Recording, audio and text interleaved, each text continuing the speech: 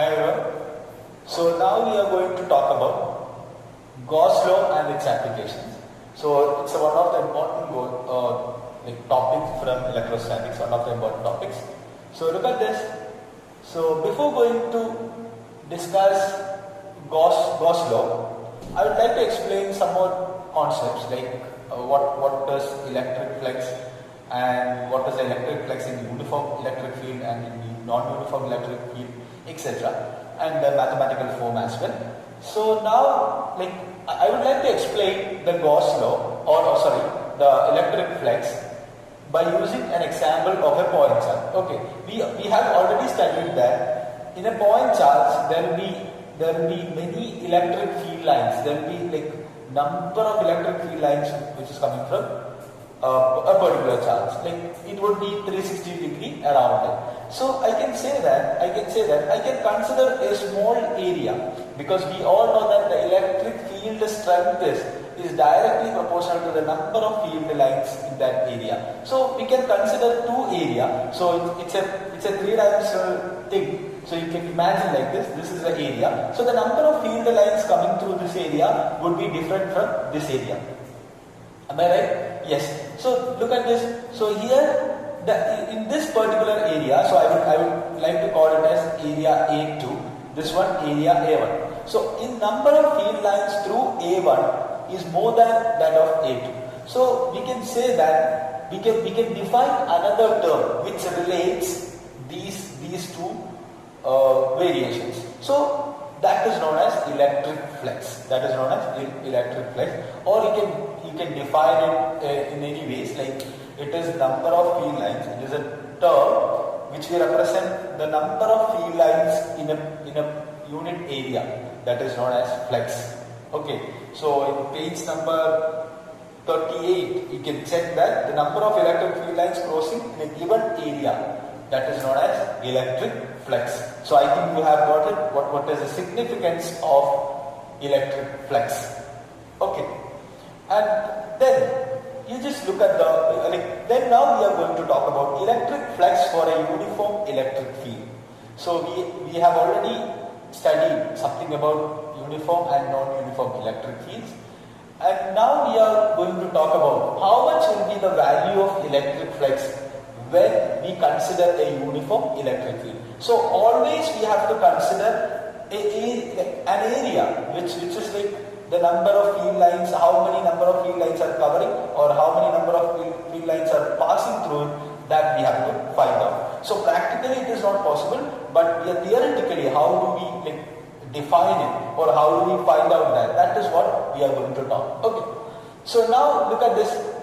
Here a uniform electric field I have given. So this is the area which is not parallel or which is not perpendicular. Okay, which is inclined with an angle theta. So I have given here. So this is the angle theta.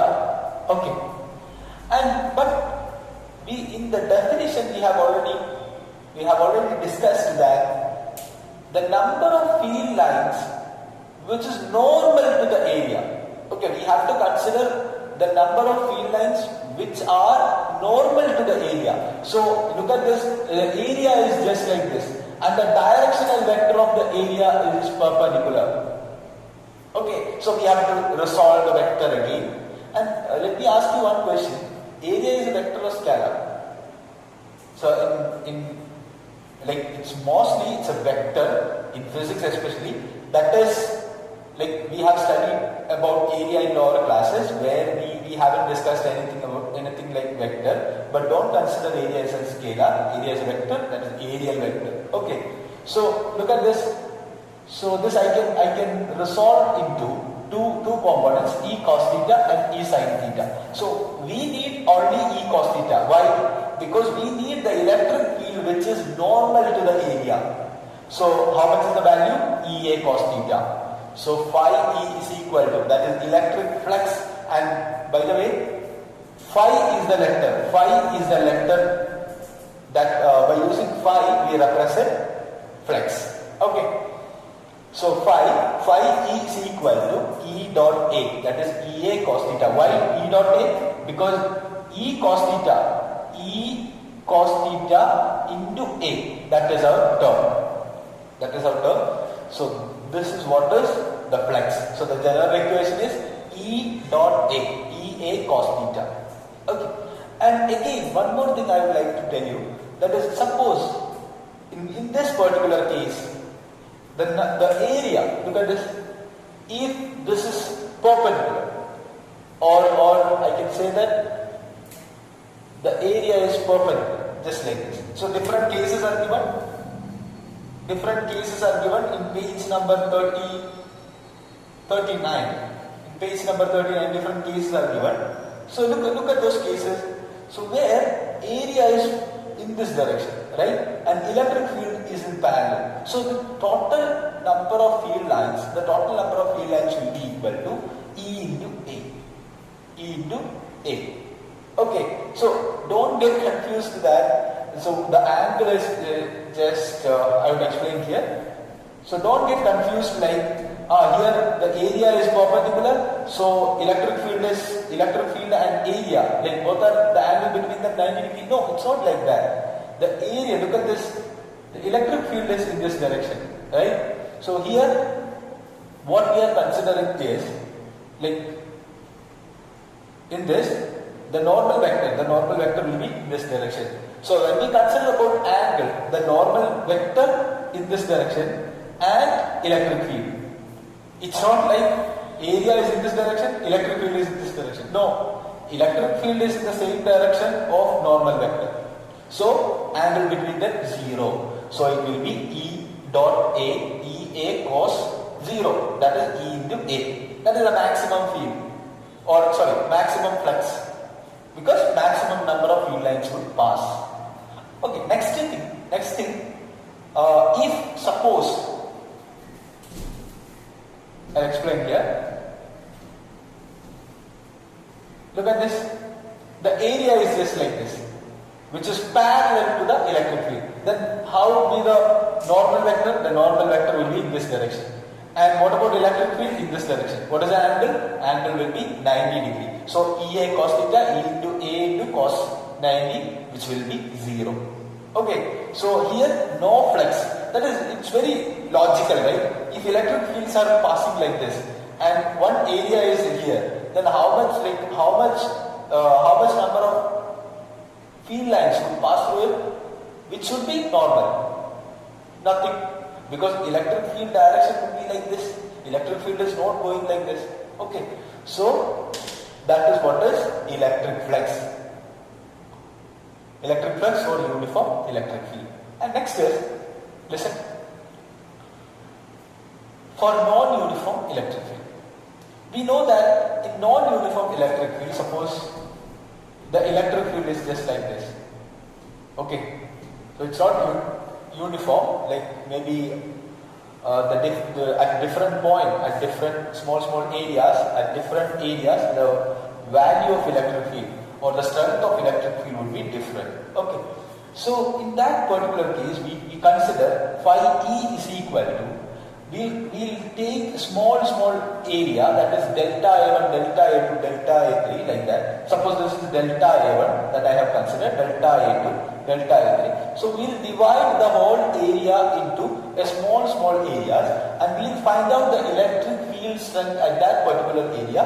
Then we'll add all of them. Okay, and E1 dot delta A1 plus E2 dot delta A2 plus etc. Okay, or in general you can write summation I1 to N EI dot delta I. And electric flux is nothing but it's a scalar quantity. Electric flux is not a vector quantity. And one more thing I can write, look at this, electric flux is equal to, that we have seen, electric flux is equal to E into A. Okay, if the area is perpendicular, then E into A. And what about electric field? Electric field I can write flux per area. So one more definition we can learn about electric field, that is flux per unit area. That is what is electric field. Okay. So these are the things, and one problem we can solve a small problem. It is given example 1.17. I would like to write here. example 1.17. In example 1.17, what is given? The electric flux we have to find out. The theta it is given 60 degree. The figure it is given 60 degree, and the sides of the rectangle it is given. It's 5 centimeter and 10 centimeter. 5 centimeter and 10 centimeter. And the electric field strength is also given 100 Newton per coulomb. Okay, so we want to find out the electric flux. So look at this. It's very easy. It's E dot A. Phi is equal to E dot A, which is equal to 100 into dot A. So what about A area? 5 into 10, 50.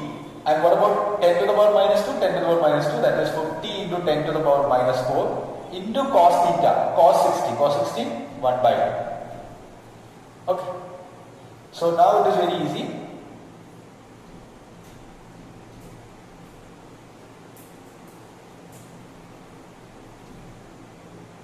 This into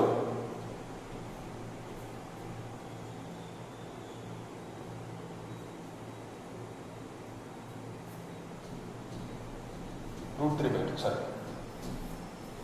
So it will be 10 to the power minus 4. I can cut all these zeros. So it will be 10 to the power minus 1. So it will be root 3, 5 root 3 divided by 2 into 10 to the power minus 1. Okay, the numerical value gets solved. Okay, so this is all about electric flux, and we will cover the next topic, that is Gauss law and applications of Gauss law.